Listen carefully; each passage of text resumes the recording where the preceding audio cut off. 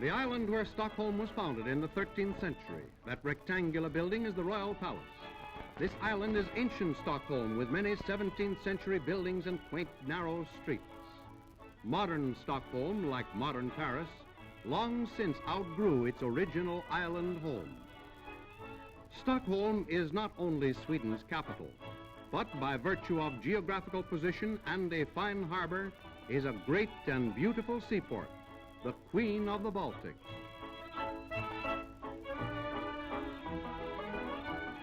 There are no waterfront slums in Stockholm. Within a stone's throw of a fine hotel or even of the King's Palace, the busy life of a seaport goes on. In incoming tonnage, Stockholm ranks above even Gothenburg, the country's other great seaport.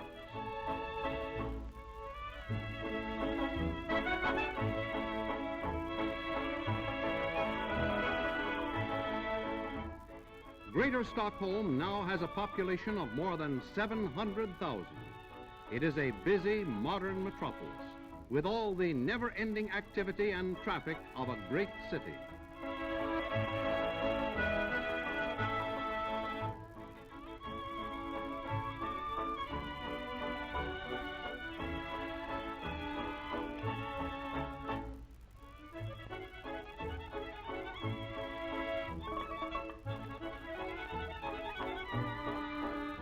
This is how Stockholm solved a complicated traffic problem.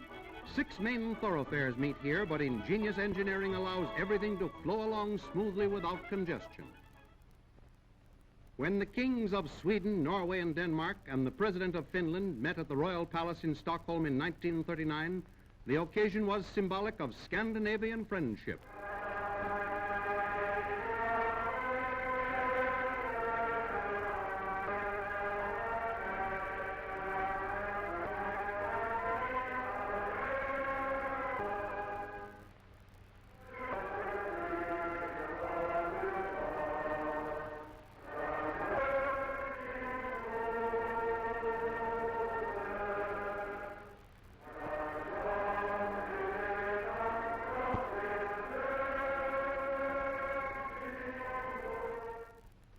At the palace on another day, a day that gives us a midwinter glimpse of the troops of the Palace Guard.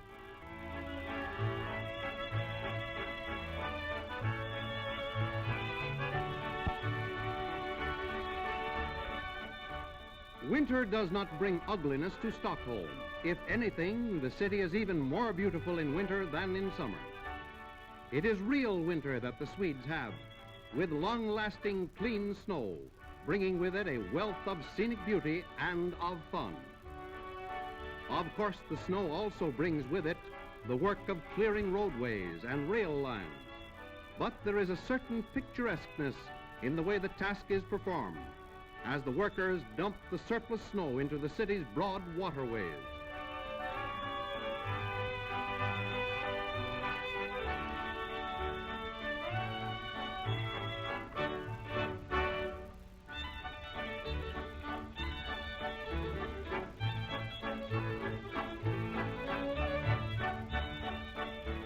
Stockholm folk in search of a ski train have to look no further than the nearest tramway, for within easy reach, inside the city limits, are a number of large hilly parks which are ideal winter playgrounds.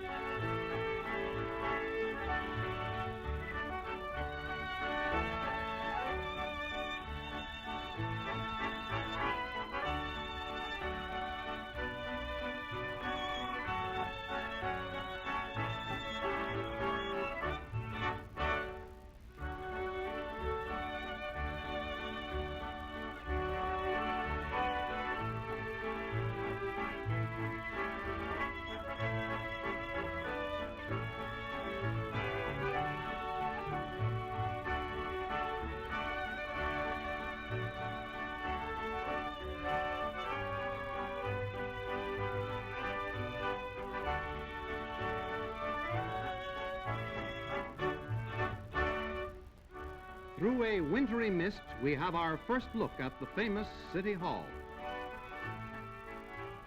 And here is the City Hall in summer. In its ideal waterside setting, it has acquired a sort of symbolic importance. It signifies Stockholm as the Eiffel Tower signifies Paris.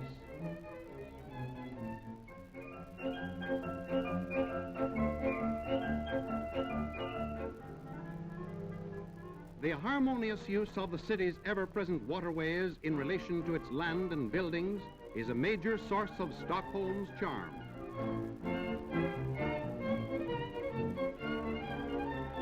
In a square in front of the stately concert hall, Stockholm housewives can buy flowers, fruit, and vegetables.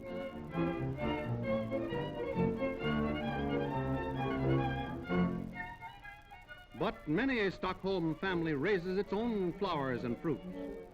This is one of several summer colonies within the city limits. Here the city rents lots at extremely low rates to working men and their families. The tenants build their own cottages and treat themselves to all the joys and labors of real country life. And they are still in Stockholm within easy reach of their regular jobs.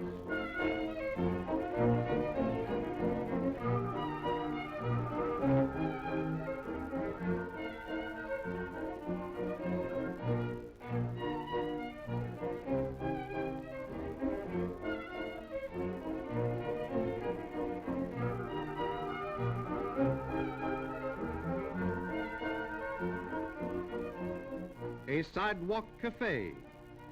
Summertime pleasures, of course, take many forms. This would come under the head of pleasure anywhere.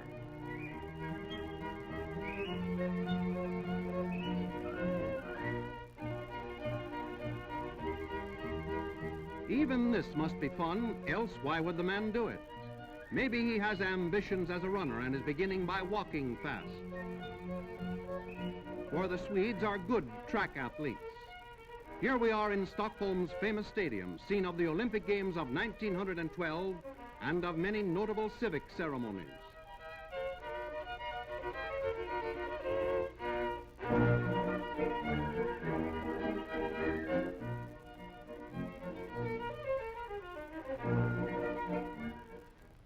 Stockholm is constantly growing, but always in accordance with a comprehensive city plan. By law, every new building must in color and design be harmonious with its surroundings and conform to modern building standards.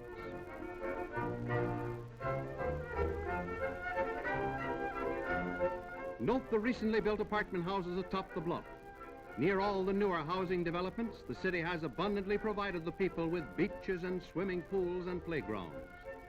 The standard Stockholm has set for itself is to reach a high plane of civic beauty and to give every man, woman, and child access to healthful, out-of-doors recreation.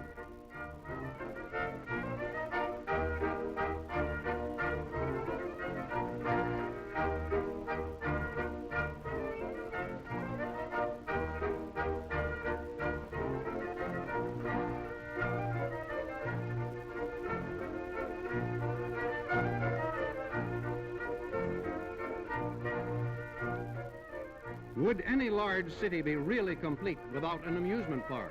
Anyway, Stockholm has one.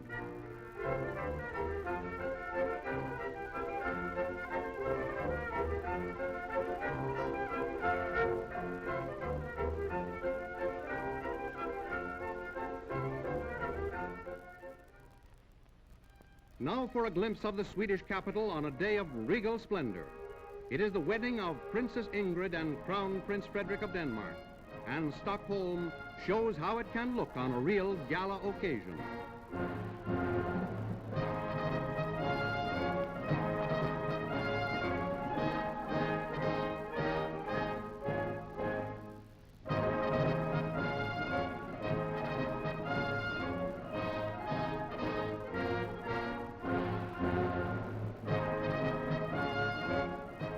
The newlyweds depart on the royal barge.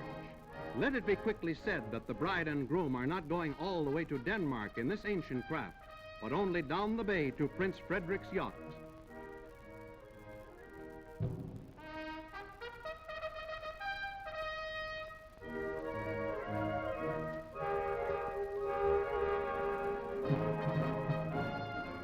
magic of a Stockholm twilight is nature's culminating gift to a beautiful city.